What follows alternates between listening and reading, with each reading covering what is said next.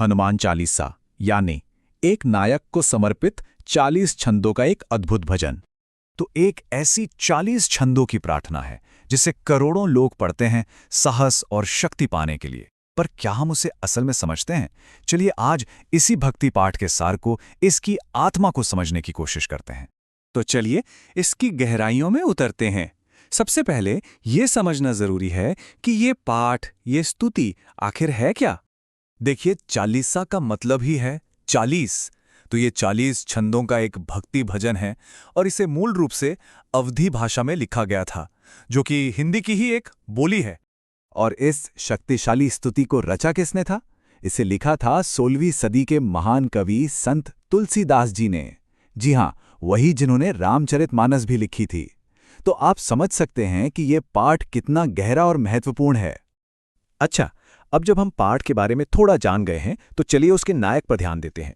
आखिर कौन है हनुमान जी जिनका इसमें इतना गुणगान है?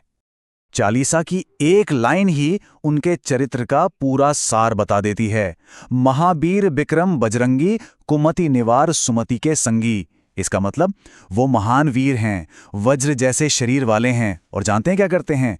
वो बुरी बुद्धि को हटाकर अच्छी बुद्धि वालों के साथी बन जाते हैं। चालीसा में उनके रूप का भी बड़ा सुंदर वर्णन है।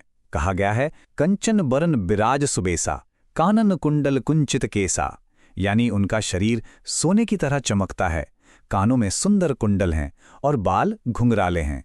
लेकिन उनकी पहचान सिर्फ उनके रूप से नहीं है, बिल्कुल नहीं।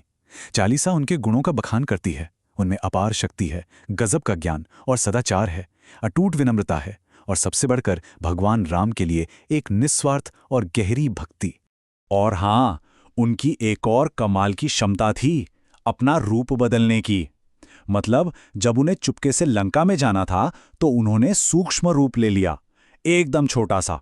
और फिर जब उसी लंका को जलाना था तो उन्होंने धारण किया विकट रूप, मतलब विशाल और भयानक। ये दिखाता है कि उनमें सिर्फ शक्ति ही नहीं बल्कि जबरदस्त बुद्धि भी थी।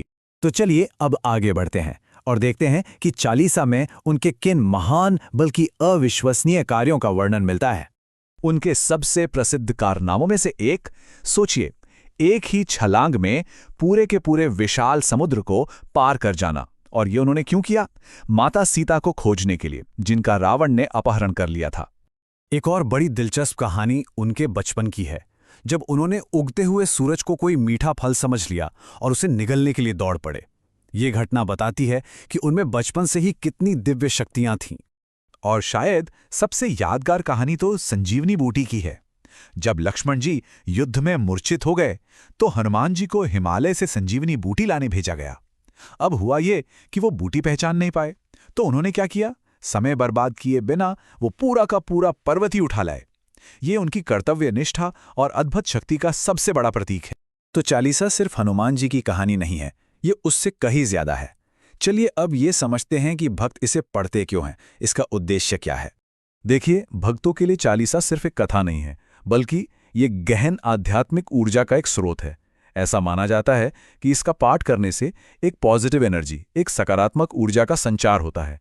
अच्छा, चालीसा में एक बहुत ही दिलचस्प बात कही गई है कि हनुमान जी 8 सिद्धियों और 9 निधियों के दाता हैं। ये जो लाइन है ना, अष्ट सिद्धि नवनिधि के दाता, इसका मतलब है कि वो ऐसी अलौकिक शक्तियां और आध्यात्मिक खजाने दे सकते हैं जो उन्हें माता जानकी से वरदान में मिले थे। और ऐसी मान्यता है कि चालीसा का पाठ करने से कई तरह के लाभ होते हैं। ये डर और बुरी आत्माओं को दूर करता है, बीमारियों और पीड़ाओं का नाश करता है, जीवन की मुश्किलों को आसान बनाता है और मन की इच्छाओं को पूरा करने में भी मदद करता है। और ये बात इस एक पंक्ति से एकदम साफ हो जाती है, जो 7 बार पाठ कर कोई, छूटे ही बंध ही महासुख होई। इसका सीधा सा अर्थ है कि जो कोई 100 बार इसका पाठ करता है वो हर तरह के बंधन से मुक्त हो जाता है और उसे परम आनंद मिलता है। तो अंत में सवाल ये उठता है कि सदियां बीत जाने के बाद भी इस भजन का इतना गहरा सांस्कृतिक और आध्यात्मिक असर क्यों है? वजह यह है कि सदियों से इन 40 छंदों ने लोगों को भक्ति के जरिए हिम्मत और ताकत पाने का एक बहुत ही सरल रास्ता दिखाया है। ये हर उस इंसान के लिए है जो मुश्किल समय में साहस चाहता है। और इसकी सबसे बड़ी खूबी ये है कि ये एक अपार शक्तिशाली देवता को शक्ति, भक्ति और निस्वार्थ सेवा के एक ऐसे प्रतीक में बदल देती है जिससे हर कोई आसानी से जुड़ सकता है, प्रेरणा ले सकता है।